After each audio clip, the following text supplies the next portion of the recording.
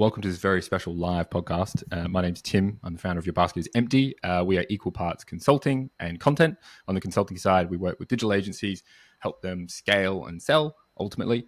And on the content side, we aim to inform, inspire, and entertain the modern commerce community. And we do that with a newsletter, events, and a podcast like this. So today is all about balancing content and commerce. Mel, where are you and what do you do? Hi everyone, so I'm Mel McVeigh. I'm based in London and I work for Conde Nast. You may have heard of us before. We cover some of the biggest, media brands globally. Within our portfolio, we have 37 brands in 32 markets, 11 which we own and operate. My role is the VP of Product and I sit within the technology organization. I have two major roles. One is I look after the product portfolio of 9 of the brands. Often, the majority of them are our largest multi-market. So Vogue, GQ, Architectural Digest, Conde Nast Traveller and Glamour, as well as I look after our entire commerce product and tech capabilities globally. So whether it's affiliate, dropship, rolling out a storefront on any one of our brands, my teams build that for our entire ecosystem globally. And within that, and in the commerce space, we focus on about 16 brands. But to be fair, all our brands have an element of commerce within their portfolio. That's great. I think you are certainly the right person to talk about content and commerce. So I'm glad to have you. DG, what do you do and where are you, mate? So hi, I'm David or DG. So I'm here in lovely Barcelona and I am from We Make Websites. So I'm the senior product team manager here at We Make Websites with Shopify Plus specialist agency. So I essentially work with the product team and our focus is product management, project management, and also just wider eComm strategy. Great. So I started off the conversation by suggesting that we might define what content means in the context of this discussion. So I'd like to start there. And when I was putting together the questions, I was kind of thinking like, okay, are we talking about like a well-designed product page with useful information? Are we talking about a highly editorial brand that happens to sell online? Are we talking about TikTok Shop? Are we talking about all of the above? And I think we're going to try and answer some of those questions throughout this conversation. But let's start. This is a question to both of you. Maybe Mel, you can kick us off. But like, why do you think content and commerce is a good pairing? And how would you define it in the context of this discussion? I think that in the context of commerce, it's always had content, right? You can't sell product without a description, metadata, pricing, foundational information. Like that is in itself content, right? But what I think you're talking about is actually narrative, which is the why you would buy something, right? Why do I buy this dress? Why do I go on this holiday? And what is the story that we create for our consumers that ultimately drive them towards a decision? And so then the kind of second part of that context is working at somewhere like Conde or I've worked at Mr. and Mrs. Smith. The content actually drives the conversion, right? So while we have a vast portfolio and I can give you all the tech in the world and build you a storefront, implement a Shopify, instance, actually what works is when you focus on the why, right? So your content strategy or even what you sell, your merchandising strategy is a reflection of what consumers want. So when you recommend or you create knowledge and you inform, that is ultimately what drives a decision. And when you do that, you actually unlock growth. So yeah, that's kind of the answer to my question, is that it's really about the why. Like, why are people wanting to shop? How do they buy? And then how do you tell stories that enable them to make that decision? Yeah, I think that's a really interesting answer. And I suppose we could, go on further and explore like, how does Amazon fit into that conversation? Because it's more of a need than a want. But that might be a conversation for another day. DG, I'd love to get some examples from you. We Make Websites has got an insane portfolio, very much in that kind of upper mid-market enterprise space in the Shopify world. So can you give us some examples of like clients that are really utilizing content well, tapping into content and commerce from your perspective? Yeah, absolutely. I think Toast stands out to me. And I think the reason why I say that is they've been really, really great at implementing sort of content in a way that's non-conventional. So for example, for your sort of product landing page, you're not seeing a traditional grid of products. What you're seeing instead is really rich media. So whether that's imagery, video, and these are things that are helping to tell that story before a user even gets to the sort of product display page. So it really is about not being afraid to break that traditional journey and incorporate content in a much richer way than we see typically in the e-com space, especially. So Toast are a great example of that. CDLP also stand out as another brand that are sort of doing that really, really well. And they've done similar things in terms of incorporating really rich content in a way, or in the traditional eComm sort of journey that we typically don't see. And Main Addicts would be another one of those. I think Toast is a great example. And I suppose there's another interesting question there of like, how does content and that rich editorial feel like correlate to loyalty? Because I know they've got like this very strong loyalty play as well. Again, that might be a conversation for another day. Mel, you gave us some insight into like the portfolio at Conde Nast, and it's extensive. But like, I'd be curious for us to go a little bit deeper and understand like how was Conde Nast converging content and commerce and some of the things that you've been working on. Depends on the brand, if I'm honest. So I'll give a couple of like a specific examples. If you think about a brand like Conde Nast Traveller, commerce is just inherent in everything they write, which is it's a booking funnel as much as a retail funnel. So whether we're commissioning content, the destinations we cover, the hotels we recommend, it ultimately leads to a purchase. So in the context of a brand like that, it is a really interwoven, I wouldn't want to say service journalism because there's more than that, because we do inspiration, we do pure editorial, we do video, but it's ultimately about inspiring someone to go on a holiday, right? And our job within the context of growing out, multiple monetization strategies. How do you drive kind of commerce within that frame?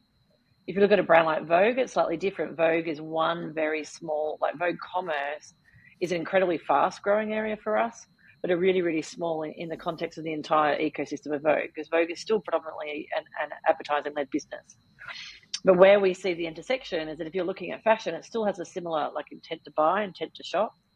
We actually just launched this week a Vogue storefront, which has a much more traditional eComm feel in terms of, kind of product listing pages, descriptions. We have our editorial. We've also interwoven beautiful brand and photography and storytelling. You can't do commerce on Vogue and make it look like any other shop. You have to bring that editorial voice.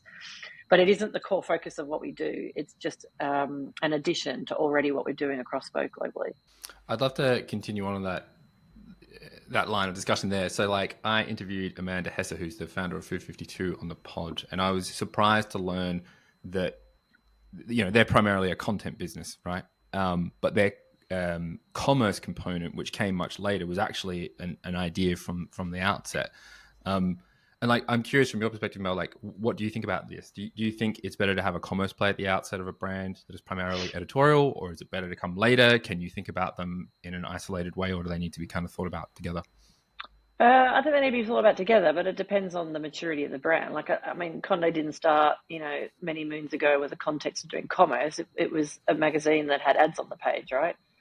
But we're living in a digital world where, like, our brands benefit from multiple revenue lines, and it's about how you bring them together. So so that's kind of part one to that answer. For us now, as we think and move forward, what's really nice about commerce at Conde now is we're fast growing. It is still the baby revenue line. I see us more as a startup inside a very big company, because it's not the size of our ads business, and it's not the size of our subscriptions business, but it is growing and it does generate high margins for us. So the key for us is now how you accelerate. And the acceleration path to then answer the question is very much around content and commerce are there at the get-go, right? We've identified the brands that have a natural tendency to do commerce. So for example, the New Yorker is not one of them, right? It doesn't have a commerce strategy. It probably shouldn't have a commerce strategy. It's not what that brand is known for. But if you're looking at Traveller, it's on the spectrum, it's completely different. And so Vogue sits in the middle, but we are seeing lots of growth, in our commerce content, editorial and service journalism, because there is a natural fit to fashion. So our acceleration path is having the two together. We know where the spaces we want to play, we know the categories we want to look at, and then we create those stories and narrative that ultimately go back to, my definition before is of what people ultimately want to buy. We're not here to become a competitor to Net-a-Porter or Booking.com. We're here to create highly curated, shoppable experiences that really extend the voice of our brands.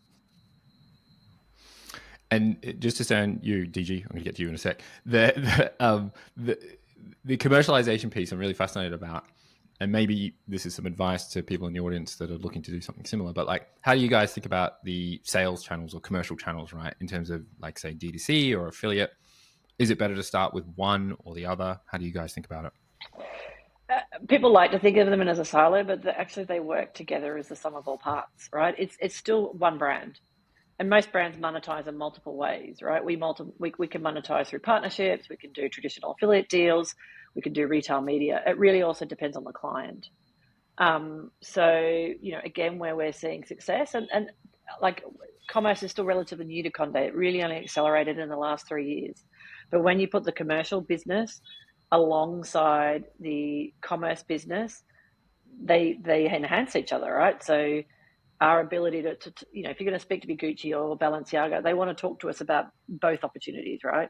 And while we might historically have been structured or operate independently, we now don't do that. And we're seeing benefits as a result of that. So an assumption I've got, or one of the assumptions I had coming into the conversation was, and this is probably not a very good one, that the touch point was the website, right? That the website was the touch point for the content and commerce perspective. But it goes way beyond that, and we kind of talked about at the start of the conversation of TikTok Shop and other avenues. But DG, I'm curious from your perspective and what you're seeing across the portfolio at We Make Websites, maybe broader into the Shopify market. From a consumer perspective, how do you think buying habits are impacting the way in which brands create and distribute content? Yeah, so I think brands are trying to be where the consumers are, where they think the consumers are. So I think for the most part, that does start with sort of mobile. So what that does is it means formats are changing in terms of content delivery. So an interesting example I saw, and especially within the beauty space, is typically, how to apply a product. It would be a list of maybe steps, a bullet pointed list. But what you're seeing now is you're seeing how to apply sort of videos. And instead of a brand having that again within the website, maybe they're using that as part of an ad campaign on Instagram or TikTok. So you're really seeing the product up close. You're seeing it in use. And yeah, it's definitely much more engaging, I think. So it's really changed the formats, I think, in terms of, how content has been distributed. And that's a really interesting point. And have you seen any other emerging like content and commerce plays? Like, do the We Make Websites portfolio, are they sort of heavily engaged into like TikTok Shop? And I'm also curious about things like live commerce. I mean, you kind of mentioned it there. Like, how is that kind of playing out across the ecosystem? Yeah, so I think live commerce typically was thought about as something maybe for a slightly older market. So you think of your maybe QVC sort of tele shopping way back when. But I think what you're seeing now is it's really relevant to a younger generation in terms of, TikTok. But the difference between the sort of old version on TV and sort of the newer version on social media is really around the positioning. So I think with the older generation, it was typically, okay, I'm going to showcase this product in the best possible light. I've got a lovely model next to me. We're going to talk about what it can do for you. Whereas with the sort of younger TikTok generation, it's about, okay, I want to hear real world experience. So it's a review from a potential influencer, or you're seeing, again, shots of the product out in the real world. So it really is about a change in positioning. But we're seeing a lot of sort of live content and live commerce requests. I think TikTok Shop it's already quite powerful, and I think will only continue to be so in the future. You touched on a really interesting point. And I remember when we did our kind of like sync before this session a couple of weeks ago, Mel, you talked about the idea of like creator-led brands. And I think you've just touched on it there, DG. But Mel, like, how do you think that is changing within the content and commerce landscape? Like, how are creator-led brands utilizing content and commerce in a meaningful way? Well, ultimately, it's part of your go-to-market strategy, right? Because you do have to go where your audiences are. And like David said, like mobile is everything. However, I kind of like reframe it back, and I'm a slightly older generation. Where do you shop, right? So I don't shop on TikTok. I actually don't, but I do shop on Instagram. I don't buy on Instagram, but the targeted ads are having a really strong influence on decisions that I'm making, to the point where I like feeding the algorithm keywords so that it starts giving me targeted ads, which goes back to your other point of like the intersection of advertising and targeted ads based on intent to purchase is really high. However, like if I'm buying, like I want to either buy through an app, a reputable source, and so it might be that I'm using these social channels for inspiration. Like I don't buy my travel through TikTok Shop. I'm going to be using Booking. I'm going to be using Expedia. If I'm inspired to go to a destination, it may be of content that I've seen online, like 100%, right? So I think that it's ultimately within these spaces is where is the consumer in their journey as it relates to the funnel. Like we don't see huge traction, say direct social commerce. Do we see audience coming to our platforms like the website on mobile? definitely. Mm-hmm. A conversion is not coming from those audiences, though.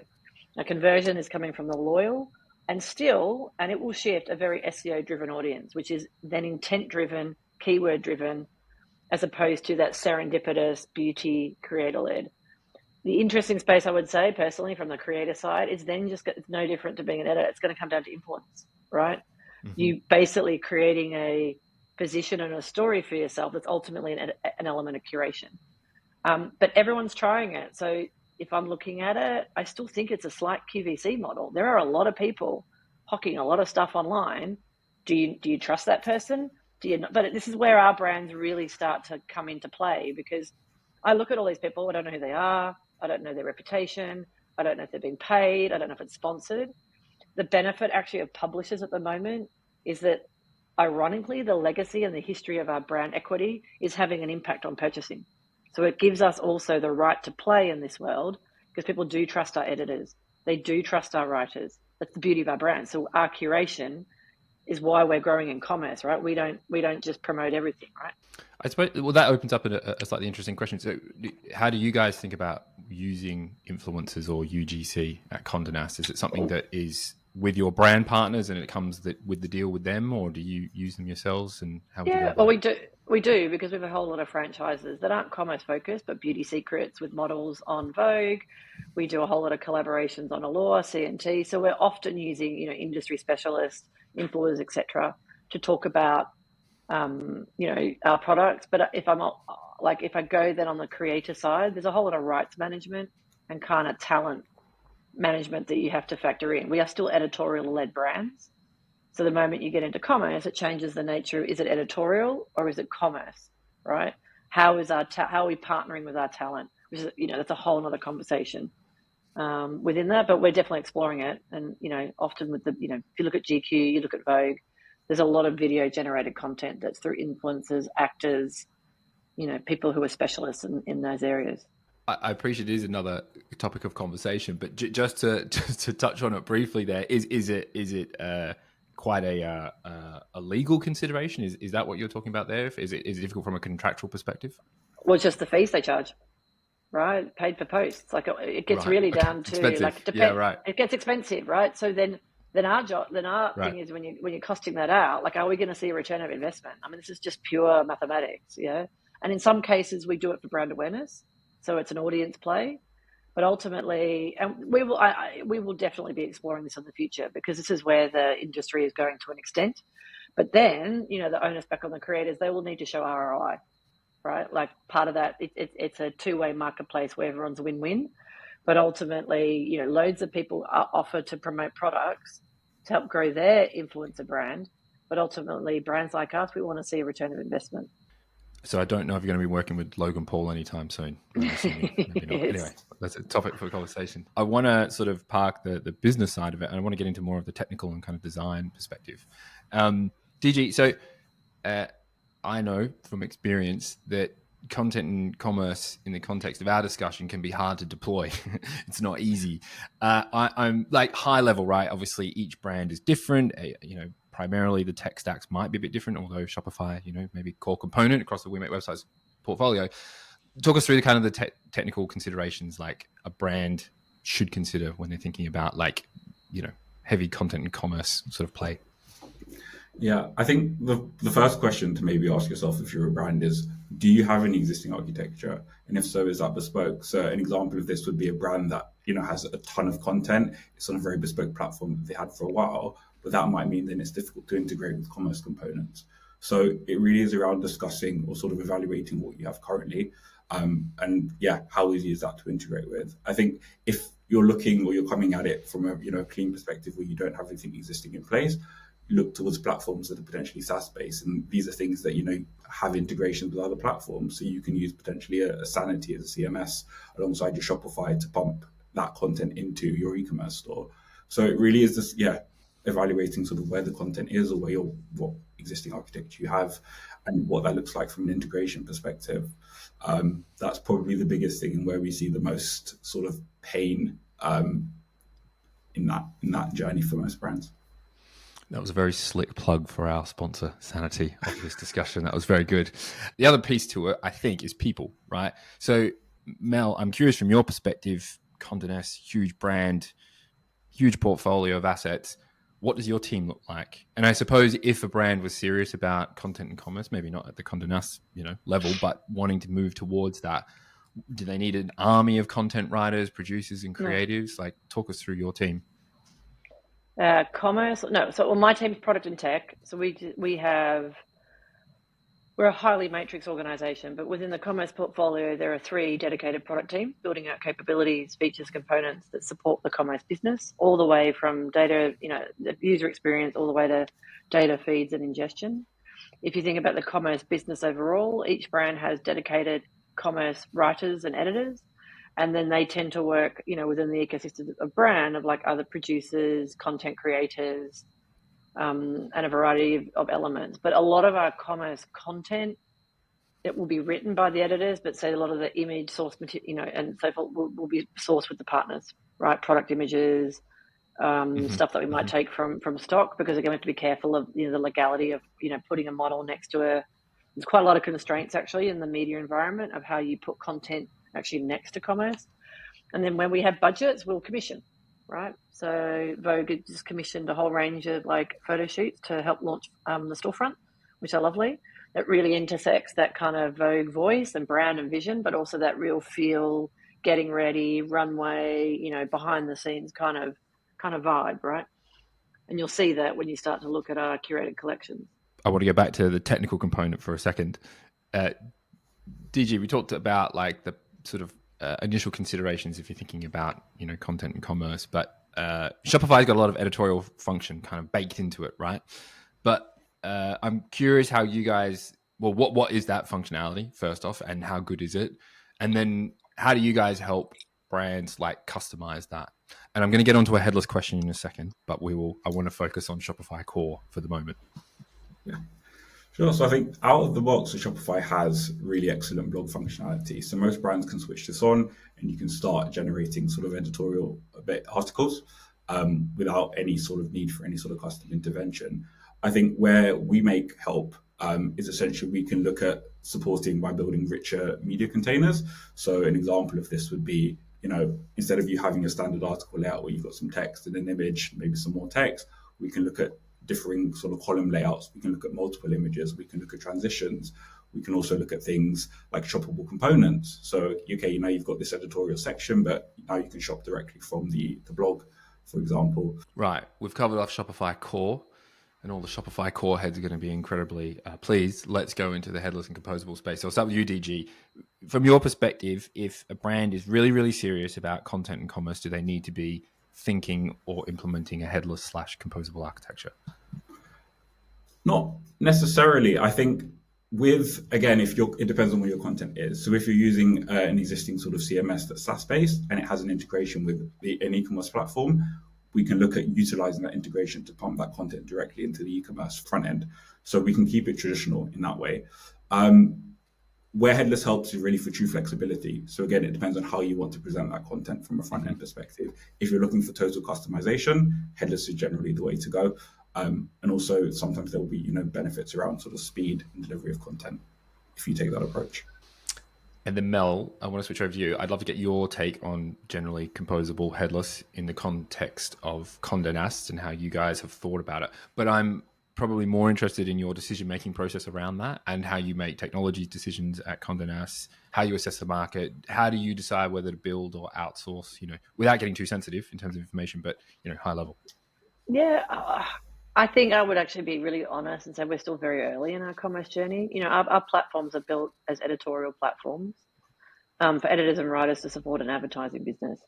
We were talking about this last week. We've been very scrappy in startup over the last couple of years. We've tried different solutions. We've used Shopify. We still use Shopify.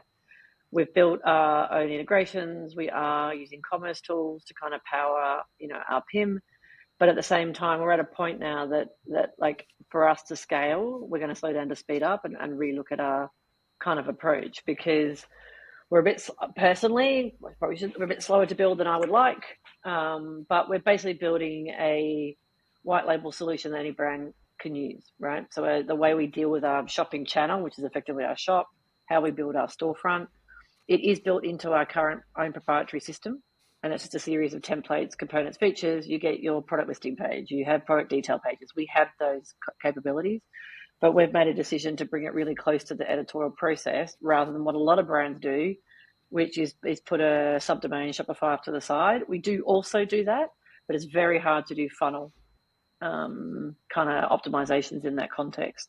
So they're open questions for us. I can't really answer it, but I do know that like we're doing it actively now. Like we're looking at our 3-year horizon of what we need to do. And remembering we're not a pure play commerce business, right? So we don't need a lot of the underlying architecture. We're not into logistics. We don't aim to get into shipping. So for us, it's like which of the technologies and the aspects of those technologies that actually suit our business today, but also future-proofs it for tomorrow. And I'm really curious because I remember working at We Make Websites. We worked with Pepsi, and it was a similar type concept, right? They wanted to trial this direct consumer kind of proposition, and then the idea was they'd roll it out across the portfolio. Is that generally how you guys work? You know, test and learn, and then we'll look for other opportunities throughout the Conde Nast portfolio? Yeah, I mean, yes. I mean, I've been at Conde 5 years. Commerce really, you know, I mean, I took on this role 3 years ago. That we had no teams. We had one product manager borrowing engineers from, you know, like other parts of the business, and it was already a growing, you know, capability for us. But now, as I was saying, like we were very startup. Maybe we tried lots of things. Many things failed. We now have a really strong group of people who have come from an eComm background. So a lot of it isn't about technology. It's actually about process. Like we've implemented a lot of traditional eComm processes into our business. That's what's moving the needle, not technology. And I've said this around the business. I can launch you a store tomorrow, but if it's empty, you won't sell anything, right? Although that sounds really obvious, I've seen many examples of that in many organizations where they believe the technology is a silver bullet or a TikTok shop is the silver bullet, but they don't actually care about what's inside, what's in the shop, and then they wonder why they don't generate sales, right? Your first question has to be, what are you selling and the story you tell? Then let's worry about the technology. And we can do like hacky, you know, we can work around our system to do proof points. But I'm not signing up to a 10x target if we haven't proved that we can get 1x first. Yeah, you touched on an interesting point. I'd highly encourage the audience to check out Tom Goodwin's newsletter. He talked about that the other day, that like e-commerce is ultimately logistics, right? It's like that's the thing that makes or breaks it. And I thought it was a rather refreshing perspective, not to discount all of the amazing work that all our designers and developers do in the e-commerce world, but it was an interesting take. Digi, trying to make these decisions like, right, I'm going in for a composable or headless architecture. There's a lot of solutions. How do you think brands can make better technology decisions when it comes to that sort of approach? Should they work with a consultant? Should they work with We Make Websites? Is it better to go straight to an agency? Like, where have you guys seen most success? I think we tend to work with mostly sort of mid-market and upwards brands. So by that point, they're fairly established anyway, and generally there isn't really a need for a consultant. I think if you're a brand and you're unsure about your positioning, so it's, you know, who are we trying to appeal to, that will inform the technology stack you need. So ultimately, a consultant could be really helpful for that, to help you sort of narrow down those questions before you approach an agency. But, you know, if you're a brand that's been doing it for a while, you're very, very clear on your audience and market, then ultimately an agency is going to be the catalyst to really get you to that next level to help achieve your goals. That's an interesting point. And do you think there's a correlation between GMV in that conversation, or is it more about business maturity? So if the business is mature but low GMV, then that might supersede the need for consultants, etc. Yeah, that's a good question. I think I've seen examples where a business is very mature and has low GMV, but so they can come to us and they can say, you know, I know what I want. Can you help us get there? And definitely we can work with them in that way. And I've seen the opposite. So I think maturity is probably more important than GMV in that aspect. Obviously, the only thing that would be a limiter there is if your GMV is not sufficiently high, then maybe an agency cost-wise is not going to be the best option for you. I want to start to round out the conversation. Mel, I'm curious, you've been doing this for a while. What's changed in your time from a content and commerce perspective? I'd actually say very little. I don't know. Explain. Tell me more. Because ultimately, what has changed is either the technology or how we buy, not the intent and the question, right? And I do think sometimes we do forget that, because all these new technologies must have a this, must have a that. But if you do really good user research, you'll learn that travel booking behavior and retail behavior doesn't actually change. It's never changed, right? If I want to buy a dress for an event, I will research some things. I might be time sensitive, and then I buy. The key thing in terms of the trends is more the where. So the why hasn't changed, some of the how and the research, but then it's the how, right? And to your point before, logistics is everything, right? So we can then have a great affiliate store, but if that product's not on Nordstrom, but it is on Net-a-Porter, we'll lose the sale if they then go to Net-a-Porter and buy that product, right?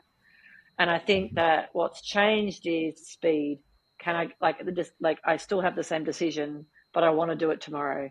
I need it now. Like, is it available? Can I get it to me? Can it get to be couriered? So that wasn't the case. You would have gone to your retail store and done your Saturday shopping and shopped for 5 hours. I mean, that's my kind of style, and collected all your bags and going home. But if you think of your own behavior, you're buying stuff all the time. Amazon deliveries come to your house. Well, they go to your your locker. You're buying something on the way home. You go and get these shoes because you see them randomly in a store. Those kind of needs don't change, and the job on a commerce side is to be able to tap into that, right? And from that, like I'm low time. I don't want to have to make decisions. I want someone else to make it for me. I'm not a browser, right? So you also have to understand the nature of your audience. Am I prepared to watch 5 hours of beauty videos? Not a hope in hell. I want that one video for my specific need, and then tell me the 5 products I need to buy. That hasn't changed either. So I think that intent and behaviors are still very similar. It's just time to market. And our job as content and commerce is to answer that question. Yeah, well, I mean, you touched on a very interesting point. Topic of a conversation for another time, but the Amazon effect, right? Like that, our insatiable appetite for convenience and getting stuff immediately is kind of insane. I want to start to round it out. I suppose we posed a question at the start of this session of like, how do you balance content and commerce? So I'd be curious from both of your guys' perspective, like, what's your advice to brands who are contemplating this question? Like, should they focus on one or the other? And maybe DG, you could start with it. And when I say content and commerce, I'm like, should they focus, say, from the commerce perspective, more on the product or the way in which it's displayed? You know, how do you find that balance? I think so. Ultimately, it really does depend on what the brand's focus is. What we've always seen is if you're promoting really strong content and you're promoting storytelling for your products, you will see higher sales in terms of that. So if you have the resource available, I think it's always worth prioritizing the content and the storytelling piece. Mel, what about you? How do you balance it? What's your advice for good balance? I'd say it's 50-50. You make a plan based on your budget and your forecast, right? So we find that, like more traditional category like approaches, which are actually low effort, they still need to be produced, but they're low effort if the sourcing, comes from the partner. But our editorial, which is highly more curated, needs content. So it's fit for purpose, but it's ultimately to hit a revenue goal. I don't need to spend the money and I'm still going to make a profit. Do I need to invest in content? Right? And your data will show you that. If you have really good data and reporting, it will tell you where to point your dollars. And content to create is expensive. So you have to look at your overall return on investment. We can tell what content produces the most value for us. And when we find that content, we start producing more of it, right? But we don't just have a blanket budget of like, we must have content for content's sake. We have content to drive performance. I think that's some sage advice. I want to come back and round it out with you guys, but I'd like to get to some audience questions. Let's start with Tom. How do you see the role of AI in the future of content creation, i.e. even from cost POV? If a startup does not have finances for glamorous and elaborate shoots, turning to machines to subsidize seems practical, but does this impact authenticity, Mel? Can you give Totally impacts authenticity. I'd break AI into 2 parts, generative and curation, right? In the context of curation, data, performance, metrics, etc., AI can be really powerful. Categorization, taxonomy, etc.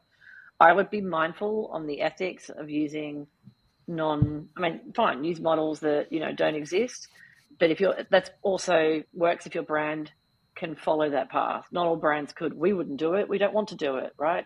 That's not the beauty of our brand essence. So I think that AI is really powerful to drive certain decisions.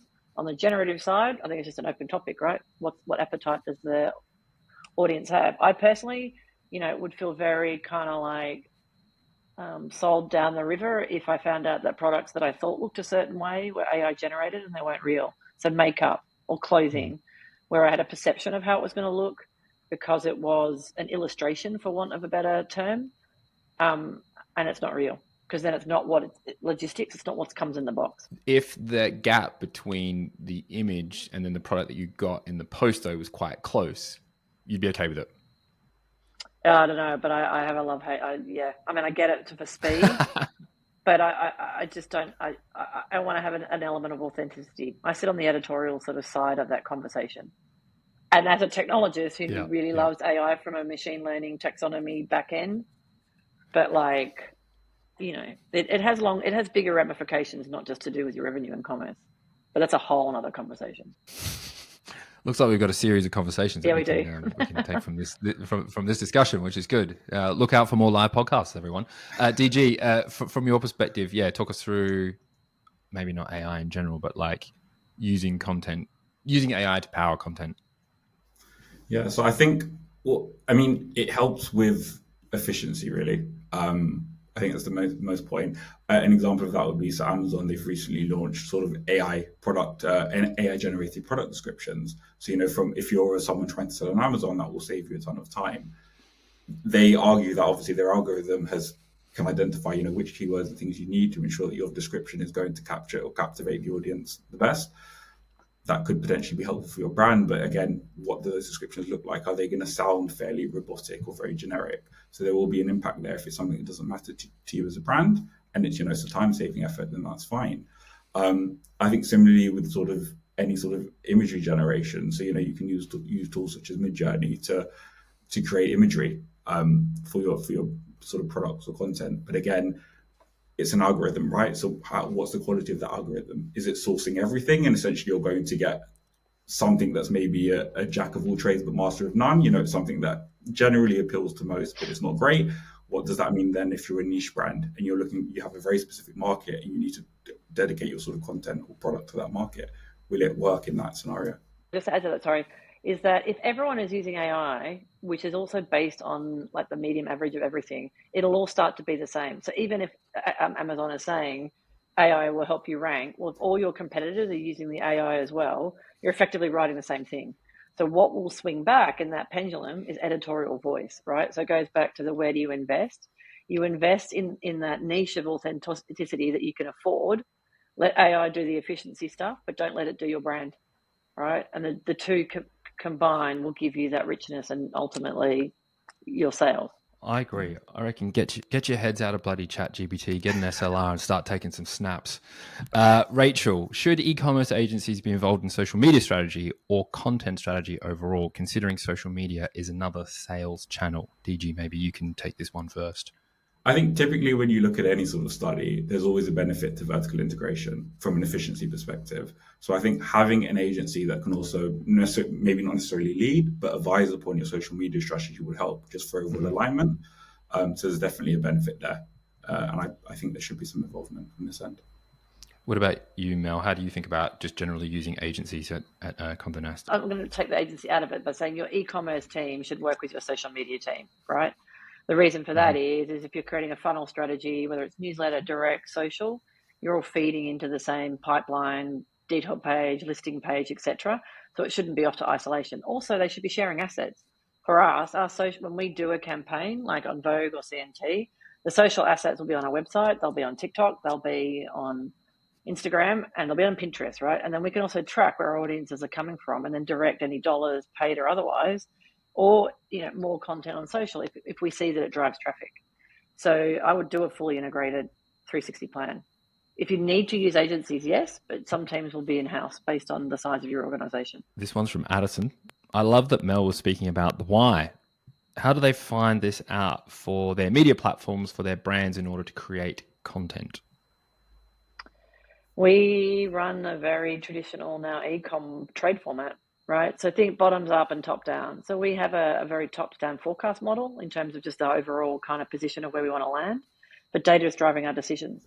Now, it wasn't only the case, but we've spent a year and a half building a data pipeline. So we can see where our content is, which categories perform, where the growth is, AOV, and from that develops both a content and a merch strategy, and then ultimately drives an acquisition plan. What are you using behind the scenes to kind of figure all that out? Like, have you got any tech or any, we have data platforms and stuff like that? We have our own customer data platforms. I should know the technologies we're using. We call it Dash internally, but we have our own data platforms that we use, and all our reporting is integrated. But we've done a lot of this work this year to bring full funnel reporting, because that's not common in media. Media, when you think about advertising, it's ads per page, URL, SEO, eyeballs in, time spent, off you go. A lot of the work that we've been doing in the data organization is doing full funnel. So last year we were able to link attribution to audience, and that has just provided a richness and then now to product, it's provided a richness of data that is helping drive, merchandise and commercial decisions. Off the back of that, we've been able to build a category plan as well as an editorial plan based on where we can drive higher AOV, knowing that we're an affiliate business. We don't hold stock and inventory. So it's ultimately where do we point our audience.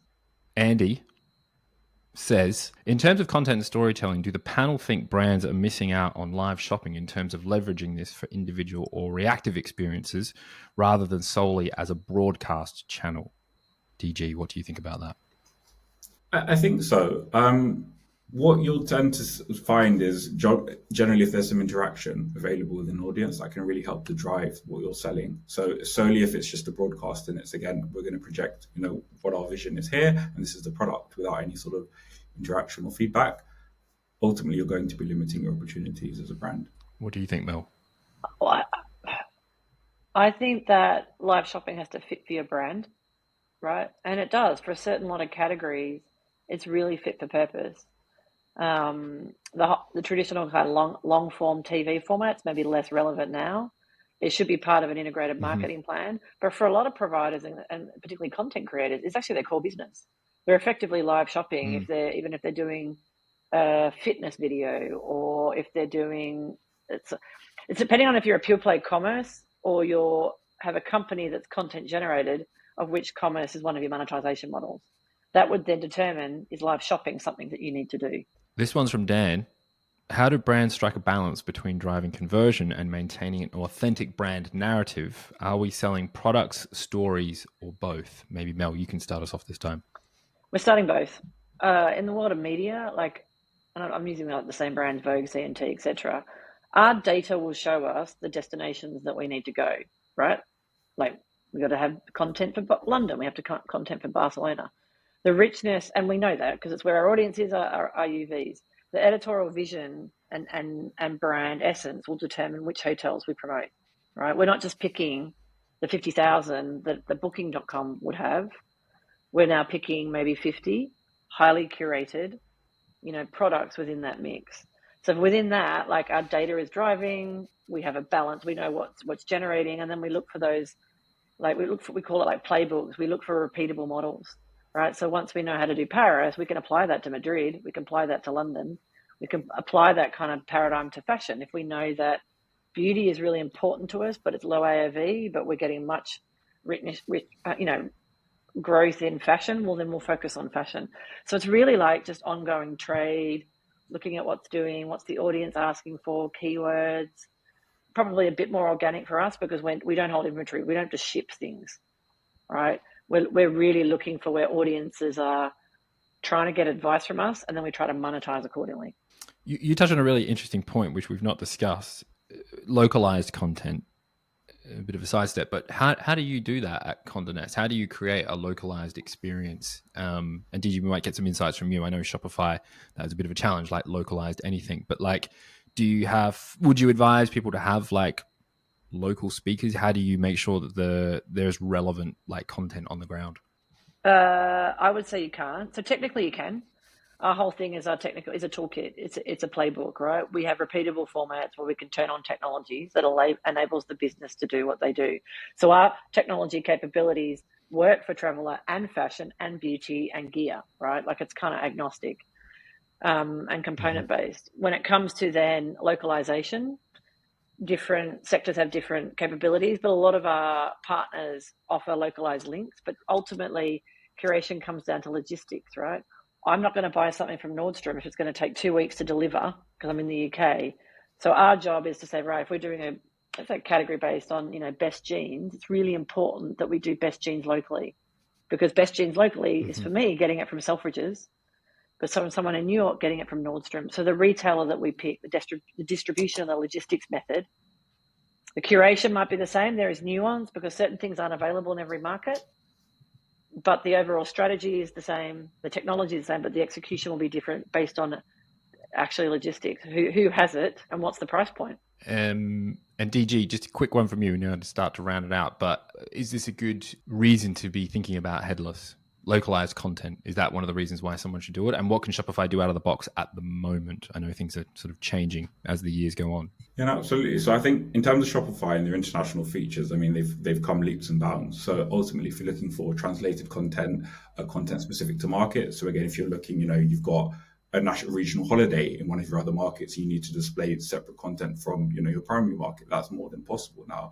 So it really comes down to how much you want to translate that content or localize the content. For the most part, those standard things you can do within Shopify. Headless is much more powerful if you're looking for completely bespoke site experiences. So say there's maybe a complete front end change you want to do for a specific market, then generally headless will be a better way to go in that instance. Content can be a big traffic driver for eComm stores, but not all content is highly converting. What tactics would you recommend for making great content that is pulling in potential customers, converting it into cash? Mel, you might have some insights, and maybe this is funnel related, as you were talking about before, but what do you think?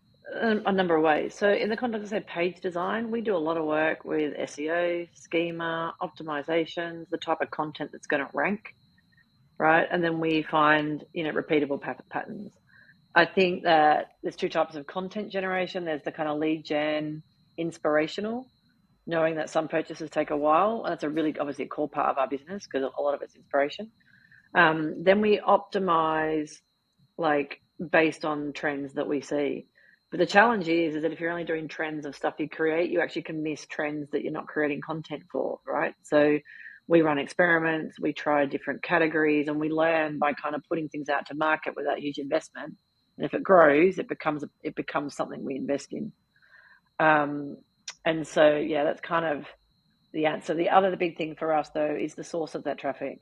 So switching our traffic reliance from SEO, right, which is often one and done, into a loyal user base is actually probably the other answer to that question. So our big kind of focus is really understanding the loyals and moving our unknown audience into loyals. So newsletter strategy, what can we do direct? How do we grow? Because then it's repeat.